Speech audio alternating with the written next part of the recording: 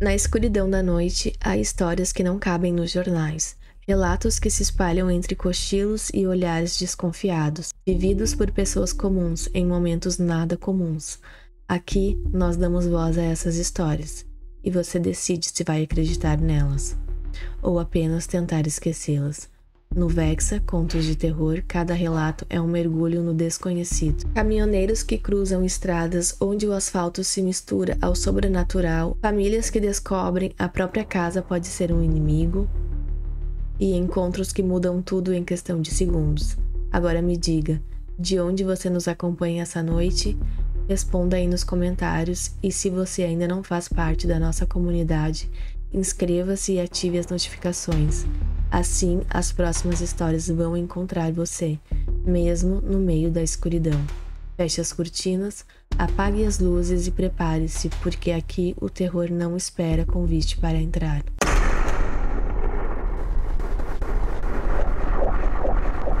Naquela noite, Kleber, um caminhoneiro que já tinha consciência de que sua jornada não seria simples.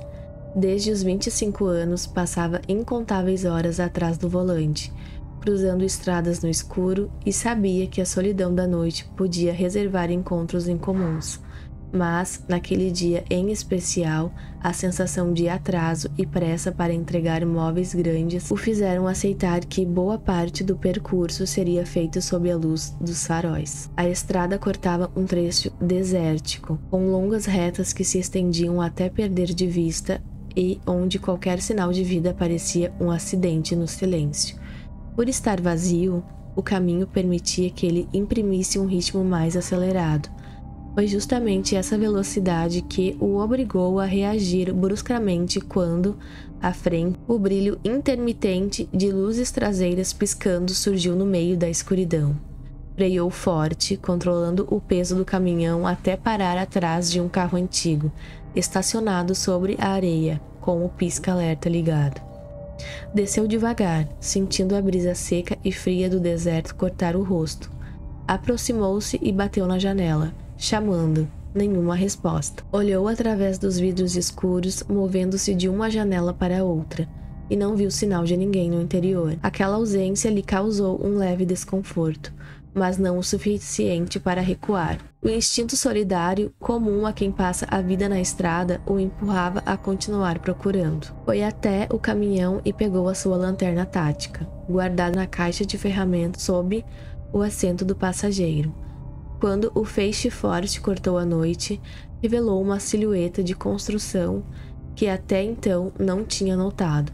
Um poço de gasolina abandonado, quase engolido pela areia. O piso, antes de concreto, estava encoberto, se misturando à cor do deserto. Ao lado, a carcaça de uma velha loja de conveniência, porta quebrada, fachada desbotada pelo tempo. Com passos firmes, mais vigilantes, atravessou o estacionamento.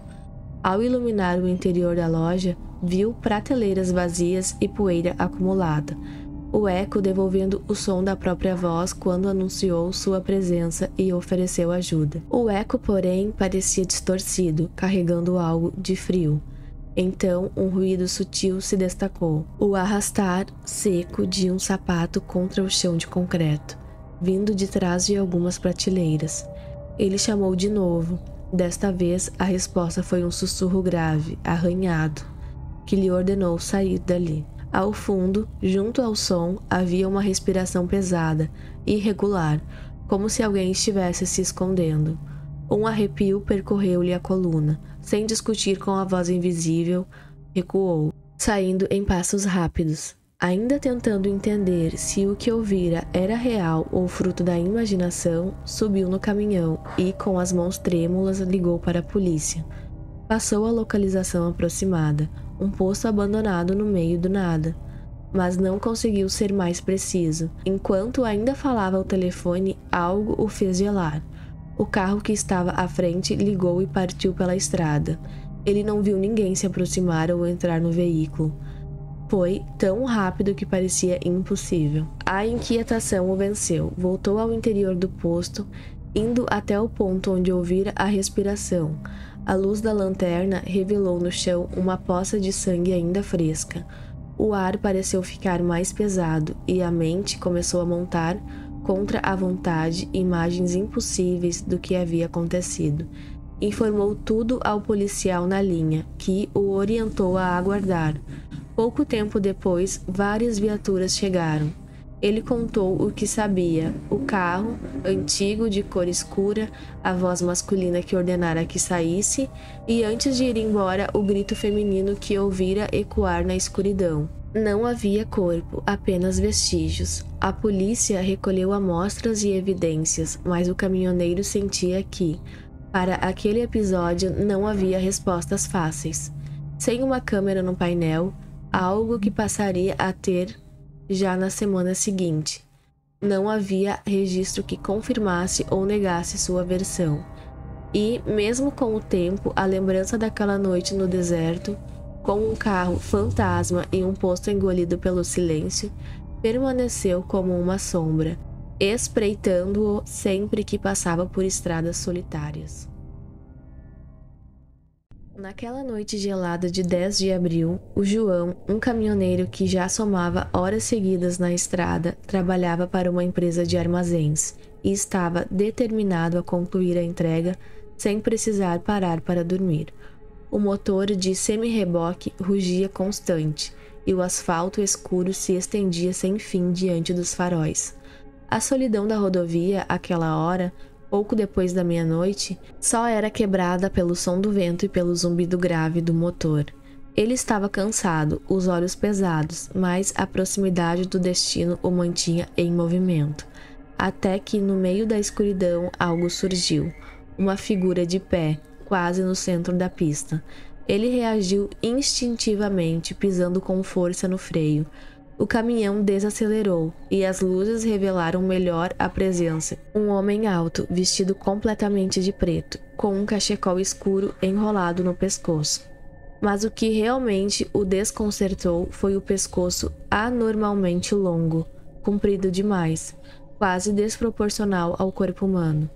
E onde deveria haver um rosto, só um borrão, sem feições. Por um instante, pensou em baixar o vidro para perguntar se precisava de ajuda. Não teve tempo. A figura apenas girou a cabeça para a esquerda e correu, como uma velocidade impressionante, desaparecendo na escuridão da mata. Confuso, o caminhoneiro voltou a acelerar, tentando se convencer de que havia sido algo estranho, mas inofensivo. Menos de 5 minutos depois, seu corpo começou a registrar o que a mente tentava negar. Aquilo não fazia sentido. O coração acelerou e a sensação de inquietação se instalou. Então, outra vez, algo ocorreu pela estrada à frente. A princípio, parecia um animal, mas a silhueta se revelou mais parecida com a de uma pessoa. A figura atravessou a rodovia e sumiu entre as árvores. Desta vez, ele não reduziu a velocidade. Pelo contrário, pressionou o acelerador para tentar se afastar. O cansaço, no entanto, pesava cada vez mais. As pálpebras queriam se fechar e por 2 vezes ele invadiu a outra faixa sem perceber. Decidiu que precisava de uma pausa. Encontrou uma estrada de terra ao lado da estrada, provavelmente uma área de descanso improvisada, e estacionou. Puxou o freio de mão, reclinou o assento e fechou os olhos, tentando aproveitar alguns minutos de descanso. Não durou nem 1 hora, acordou bruscamente, sem saber ao certo o que o despertara. O ar parecia pesado, uma estranha inquietação percorria seu corpo. O instinto disse para ligar os faróis, e assim o fez. A luz iluminou o espaço à frente. E lá estava ele, o mesmo homem, o mesmo cachecol, mas agora o rosto era visível, um sorriso largo demais, estendido de um canto ao outro, e os olhos tão arregalados que pareciam prestes a saltar das órbitas. Ele estava parado, imóvel, encarando diretamente através do para-brisa. O caminhoneiro sentiu o coração bater com força dolorosa. Ligou o motor no impulso e saiu daquele lugar com a maior velocidade possível.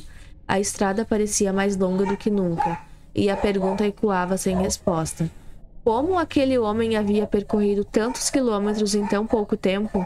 Não parou novamente até chegar ao destino, onde adormeceu no estacionamento, exausto. Na manhã seguinte, sob a luz clara e segura do dia, tentou convencer a si mesmo de que fora apenas fruto do cansaço extremo, uma alucinação vívida, mas, no fundo, sabia que nem o pior desgaste da estrada poderia criar algo tão preciso, tão real e tão perturbador.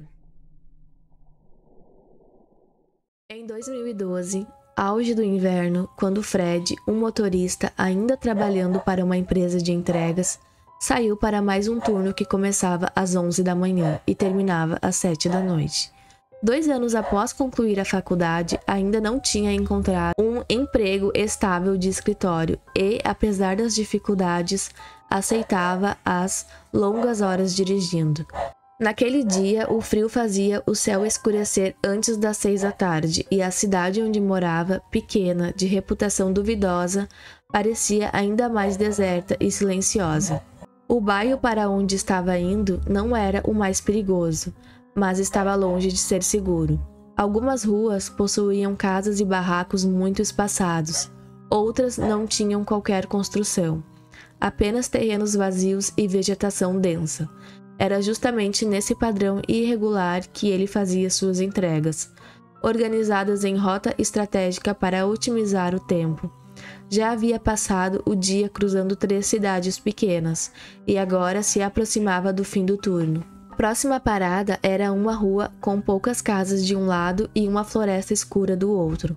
O pacote destinado ali era o maior e o mais pesado do dia, com um conteúdo que, pelo barulho metálico das peças se chocando, parecia incomum, e por exigência precisava de assinatura.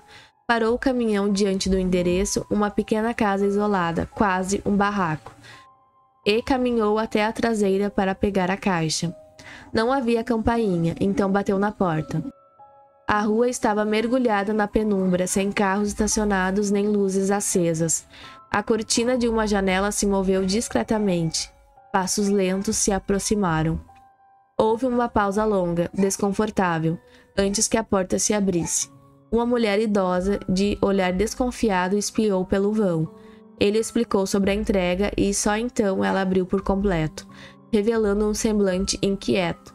Assinou o aparelho eletrônico com uma pressa desleixada e pediu algo inesperado, que ele a ajudasse a levar a caixa até o quarto dela. O corredor estreito da casa dificultava a passagem com um volume pesado. O cheiro que o envolveu assim que entrou era forte e desagradável, difícil de identificar.